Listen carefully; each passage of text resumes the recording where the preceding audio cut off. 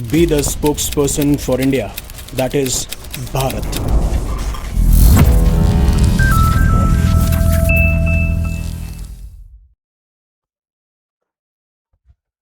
Hello future leaders. अब Australia जो कि नेशनल मॉर्निंग डे यानी राष्ट्रीय शोक दिवस मना रहा था, जिस तरीके से बॉन्डाई बीच अटैक हुआ था ऑस्ट्रेलिया के अंदर 1 दिसंबर 2025 को, जिसमें 15 से ज्यादा लोगों की जान गई थी, इवन 40 से ज्यादा लोग इंजर्ड हुए थे।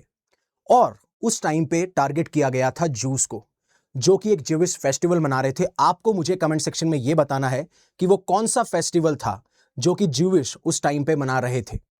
अब उस टाइम पे जो सस्पेक्ट थे वो थे फादर और सन का एक डुओ, जिसमें एक था साजिद अकरम और एक था नाविद अकरम। साजिद अकरम को उसी टाइम पे मार दिया जाता है पुलिस के द्वारा। नाविद अकरम को पकड़ के उनके ऊपर चार्जेस लगाए जाते हैं। उसमें चार्जेस होते हैं कि आपने बहुत सारे मर्डर्स किए हैं, एंड इवन ऑस्ट्रेलिया ने इस अटैक को एक टेररिस्ट अटैक डिक्लेयर किया था, जिसकी वजह से इनके ऊपर यानी नाविद अकरम के ऊपर टेररिस्ट के चार्जेस भी लगे थे। अब बात यहां पे खत्म नहीं होती। अब आज ये नेशनल मॉर्निंग डे मना रहे होते हैं और एक और शूटिंग होती है ऑस्ट्रेलिया के अंदर, जो कि अब बहुत ही ज्यादा शॉकिंग है। हालांकि जब ये स्टोरी डेवलप हो रही थी तो उस टाइम रीजन नहीं पता था, बट अब रीजन पता चल चुका है, जिसको मैं आगे वीडियो में डिस्कस करूंगा। बट बात यहां पे ये है कि न्यू साउथ वेल्स में ही हमें यह अटैक देखने को मिल रहा है, और उसके बाद में दर्जनों आर्टिकल पब्लिश होते हैं जहां पे लिखा जाता है 3 लोगों की अभी तक मृत्यु हो चुकी है न्यू साउथ वेल्स के अंदर, और जो इंडिविजुअल जिन्होंने मारा है इन लोगों को वो अभी फरार है, अभी तक पुलिस के हाथों में ये आए नहीं हैं।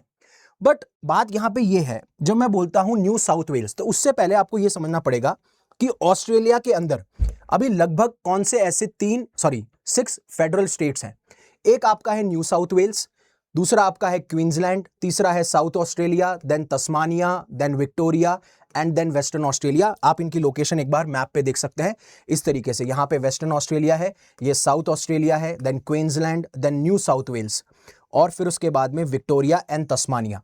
अगर आप थोड़ा सा ऑस्ट्रेलिया की ज्योग्राफी के बारे में बात करेंगे तो स्मॉलेस्ट स्टेट जो है वो है तस्मानिया, और जो लार्जेस्ट स्टेट है वो है वेस्टर्न ऑस्ट्रेलिया। और अगर आप पॉपुलेशन की बात करेंगे तो सबसे कम पॉपुलेशन तस्मानिया के अंदर है, जो कि स्मॉलेस्ट स्टेट भी है, लेकिन सबसे ज्यादा पॉपुलेशन आपकी न्यू साउथ वेल्स के अंदर है।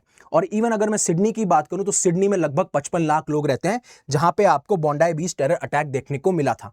अब न्यू साउथ वेल्स एक स्टेट है, उसकी कैपिटल है सिडनी, और सिडनी में एक बीच लोकेटेड है बॉन्डाई बीच, जहां पे हमें दिसंबर 1 को एक टेररिस्ट इंसिडेंट देखने को मिलता है। लेकिन अभी जो अटैक हुआ है वो एक रूरल टाउन में हुआ है, और स्पेशली जो लेक कारीगीलीगो, अगर प्रोनाउंसिएशन में गलती हो तो प्लीज माफ कीजिएगा, और ये जो लेक कारीगीलीगो है ये अराउंड 610 माइल्स दूर है सिडनी से, और इवन इसकी पॉपुलेशन कुछ ज्यादा भी नहीं है, 1500 के अराउंड यहां पे लोग रहते हैं। बट इस इंसिडेंट ने दोबारा से कहीं ना कहीं जो वहां की मासेज है, ऑस्ट्रेलिया की मासेज, उनके दिमाग में ये क्वेश्चन खड़ा कर दिया गया है कि क्या पब्लिक सेफ भी है, जिस तरीके से ये इंसिडेंट बार बार होते जा रहे हैं। मतलब विद इन 1 मंथ आपको ये देखने को मिल रहा है। अब जो सिडनी रिपोर्ट कर रहा है, सिडनी हेराल्ड जिस तरीके से रिपोर्ट कर रहा है, या बाकी न्यूज़पेपर्स रिपोर्ट कर रहे हैं, अब मैंने इसलिए पहले जब मैं इस न्यूज़ को पढ़ रहा था तो मुझे लगा कि पहली बात तो जो ज्यूइश फेस्टिवल पे अटैक हुआ उसकी नेशनल मॉर्निंग डे ऑस्ट्रेलिया बना रहा है, तो हो सकता है कि कोई सीरियस रीजन हो। बट जब धीरे धीरे रिपोर्ट्स निकल के आई तो ये एक डोमेस्टिक वायलेंस का केस था। बट यहां पे मैं डोमेस्टिक वायलेंस के बारे में बात नहीं करूंगा, बहुत छोटा मुद्दा है, बट यहां पे हम बात करेंगे गन लॉस की। लेकिन इस डोमेस्टिक वायलेंस में होता क्या है, बहुत ही अलग तरीके का इंटरेस्टिंग इंसिडेंट है। इसमें एक इंसान जो गनमैन होता है, हालांकि अभी तक पुलिस के हाथ में नहीं आया है, उसने पहले एक वुमन को मारा, और वो वुमन बताई जा रही है कि वो उनकी एक्स गर्लफ्रेंड या एक फॉर्मर पार्टनर थी, और उनके साथ में एक आदमी भी था कार के अंदर, जो कि लेक कारीगालगो यानी जो नॉर्थ साउथ वेल्स है वहां पे लोकेटेड है ये लेक, वहां पे एक कार के अंदर ये दोनों बैठे थे और इन दोनों को मार दिया जाता है। लेकिन उसके बाद में ये दूसरे घर जाते हैं, वहां पे भी एक औरत और एक आदमी था, उन दोनों को भी मारा जाता है। तो 4 लोगों को टारगेट किया जाता है, जिसमें से 3 लोगों की जान जा चुकी है और एक है अभी बहुत ज्यादा सीवियरली इंजर्ड है।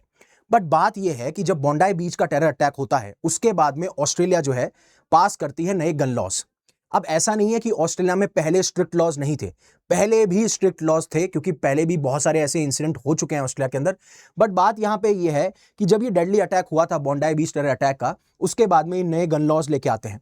अब इन गन लॉज ने और ज्यादा मुश्किल बना दिया है। अगर आपको ओन करना है तो बहुत ज्यादा अलग अलग नियम, अलग अलग प्रोविजंस आ चुके हैं, जिसमें आपका बैकग्राउंड वेरिफिकेशन किया जाता है। देन उसके बाद में आपका यह देखा जाता है कि आप कौन से ग्रुप से एसोसिएटेड हैं, क्योंकि बॉन्डाई बीच टेरर अटैक में जो ऑस्ट्रेलियन रिपोर्ट्स थी या ऑस्ट्रेलियन जो पुलिस थी, उन्होंने ये कहा था कि हमें इस्लामिक फ्लैग्स मिले थे उनके कार से, इसलिए उनका एसोसिएशन इस्लामिक स्टेट से भी बताया जा रहा था, इसीलिए ये सारे वेरिफिकेशन किए जाते हैं। बट उसके साथ साथ गवर्नमेंट ने एक और प्रोविजन लेके आए जहां पे वो गन बायबैक प्रोग्राम चला रहे हैं, यानी कि ऑस्ट्रेलिया की सरकार उस हर इंडिविजुअल को पैसा देगी अगर वो अपने वेपन्स को गिव अप करता है। तो ये दो जो चीजें थी, बट इसके साथ साथ उन्होंने एक और चीज की है।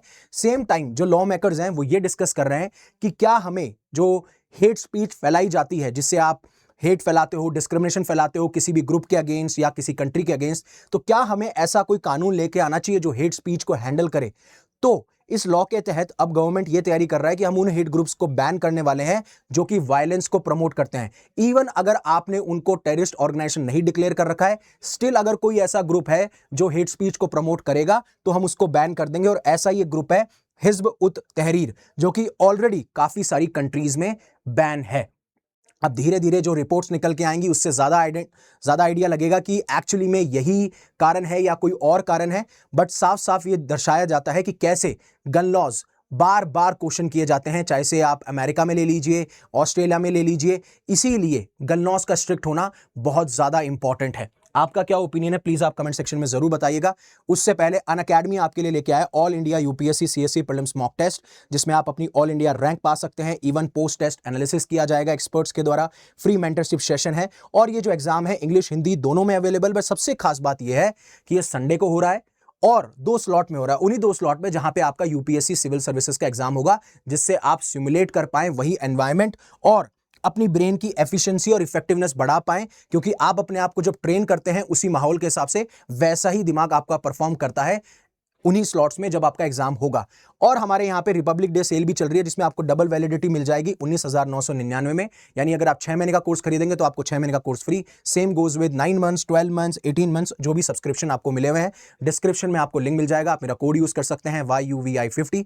सो thank you very much for giving me your precious asset, that is your time. Stay safe, stay happy, take care. जय हिंद, जय भारत।